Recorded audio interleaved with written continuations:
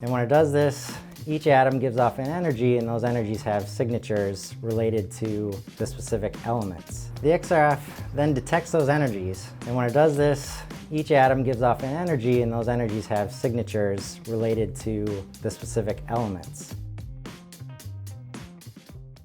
Welcome to the Manufacturing Show.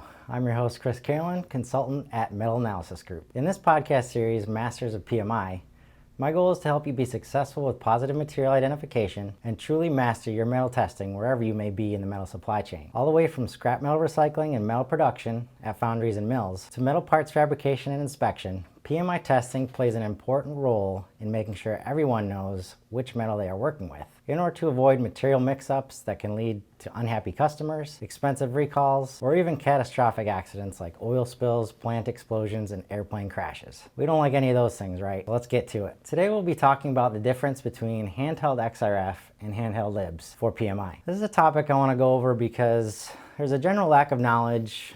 Handheld LIBS is a newer technology. XRF has been around for over 25 years, so people know it, people are comfortable with it. And over the last 6 or 7 years, as LIBS has entered the PMI space, people don't understand it, how it relates to XRF, how it's different, and sometimes there's been some misinformation out there about LIBS. So today I want to cover the comparison between both technologies, just to make sure we're all on the same page. So I'll start with an overview of handheld XRF. How it works: it uses a radiation source to excite the atoms in the metal. And when it does this, each atom gives off an energy, and those energies have signatures related to the specific elements. The XRF then detects those energies and will give you a complete chemistry, or close to a complete chemistry, of the metal. That will allow you to do a grade identification versus a library that's in the handheld XRF. With that, you'll see on the screen, this is stainless steel 316, this is aluminum 6061. Like I said, XRF has been around for 25 years. First created by Niton in 1994, so people are comfortable with it, they're used to it, it's tried and true. It's been around for a long time in PMI testing, and people trust the technology. So now a quick overview of LIBS. LIBS stands for Laser-Induced Breakdown Spectroscopy. So it's using a laser source to actually burn the metal, vaporizing the metal, so that the same atoms that the XRF is exciting with radiation, they're actually emitting a light when it's vaporized, and based on those light signatures, the detector is telling you what elements they are and in what concentration they are in the metal, therefore giving you a chemistry and a composition of the metal in order to tell you which grade it is. Again, matching to a library of grades or chemical compositions already in the analyzer. LIBS itself, that technology, has been around for a long time.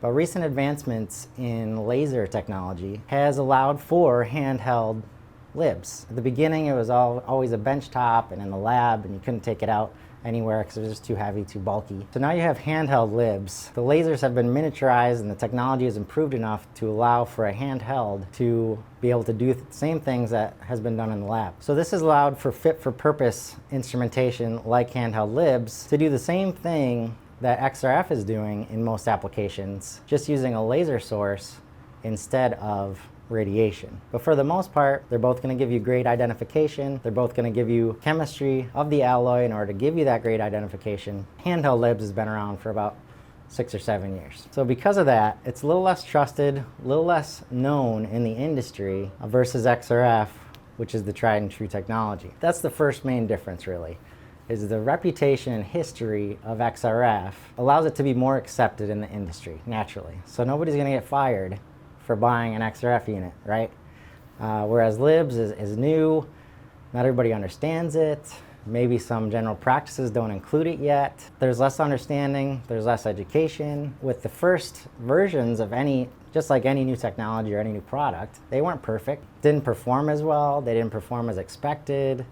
The training wasn't there to make sure people were using it properly. They were assuming it was like XRF when it's not, so it wasn't performing to the needs of the users. So that led to a little bit of misunderstandings and some misconceptions on the technology, and those kind of persist to today. So another difference is XRF is much more flexible and easy to use. It's always been on the scene as a point and shoot technology, right? So you don't need to know much about what you're doing or what's happening. You don't need to know about the radiation or what it's doing to the atoms. You just need to know that you point it, you shoot it, in 10 seconds, you're gonna know what the metal is that you're looking at in most cases. It's really the main difference there. It also can be used for a number of different applications outside of metal.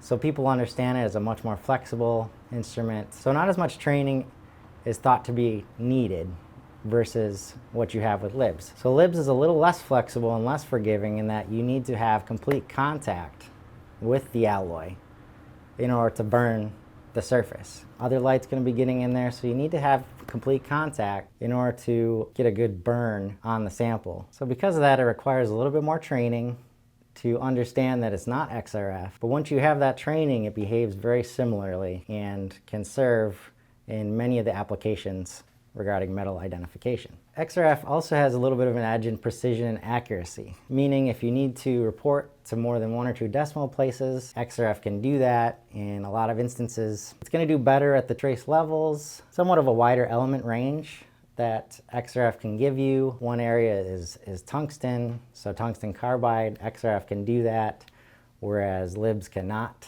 because tungsten is a very hard and heavy metal and it's hard to melt. It doesn't vaporize as easily, so LIBS is not going to be able to do those. But on the other hand, LIBS is much better when it comes to light elements. So when you need to differentiate different aluminums, for example, magnesium and silicon are very important, so LIBS allows you to see those better and will better differentiate aluminum. Speed is another factor where LIBS is a little bit better than XRF. Generally, most tests are going to be between 1 and 3 seconds. So it's always going to be that time. With XRF, depending on devices, you control how much time you're using to test the sample. Adds another variable because the test time matters as far as when you're IDing a metal or when you're trying to figure out the chemistry. The longer test time you have, the more readings of energy that the XRF is getting. So it can change your results. So if one person tests for 5 seconds and the next person tests for 10 seconds, it could give you a different result depending on what you're testing. With LIBS, it's always the same speed, 1 to 3 seconds, like I said. It just needs 1 shot generally to clean the surface and a second shot to vaporize the metal and read the light coming back. Safety is another big one. So obviously radiation, not really something you want in your life normally. The handheld XRF uses radiation, and there's lots of rules and regulations from state to state, like there should be, as far as registration of the analyzer and whether you need to be trained. So that can provide a headache. You have to be careful when using radiation in a handheld form like that. It's open beam, so you can basically, if you're not using it properly, you can expose other people to radiation. So you can't hold samples in your hand while you're shooting it because you're going to get radiation. And you definitely shouldn't point it at people because while you don't see anything happening, radiation is coming out, and obviously it's not good for anybody. And 12 doses for most of these analyzers, so 1 dose being 1 shot, is above the 5 REMs per year that you're supposed to expose yourself to. So obviously the laser LIBS is laser based, and you really just have to worry about your eye protection. So there's different classes of lasers that are used, but generally laser safety glasses are recommended, but only 5 or 6 states right now in the US truly regulate these analyzers. So there's much less regulation, much less forced training and safety programs like you see with the handheld XRF. The last one I want to go over is really cost of ownership. So to purchase these analyzers is generally between 20 and 40K, depending on what they can do. Often XRF will be a little bit less up front. But what you have to be careful is you kind of pay for what you get in these situations. While XRF is very flexible, been around for a long time, it's also a more fragile piece of equipment. There's lots of moving parts on the inside, like X-ray tubes and detectors and Peltier coolers that are much more fragile and much more prone to breaking. Between X-ray tubes and lasers, they last about the same amount of time, let's say 5 to 10 years, but depending on daily usage and maintenance, the X-ray devices are much more susceptible to breaking, especially the older ones. And if you think about where these are used, whether in refineries or scrap yards or parts fabrication shops, obviously these aren't the most careful of environments, so these instruments are prone to being dropped, and if they are, an X-ray tube, for example, if that breaks, is going to cost between $7,000 and $10,000 just for repair. On the other hand, you have LIBS, which have been designed really to be a much sturdier piece of equipment in that the laser source is usually the only thing that you might have to worry about replacing or repairing. Maximum, usually it's going to run 3,500, but there's also not a real way to break it from the outside. Whereas XRF, you have a window, and if you get anything punctured through the window, it could definitely break the tube or detector. All of the laser devices have a protective plate, and they don't have any soft windows like that, so they're going to hold up longer.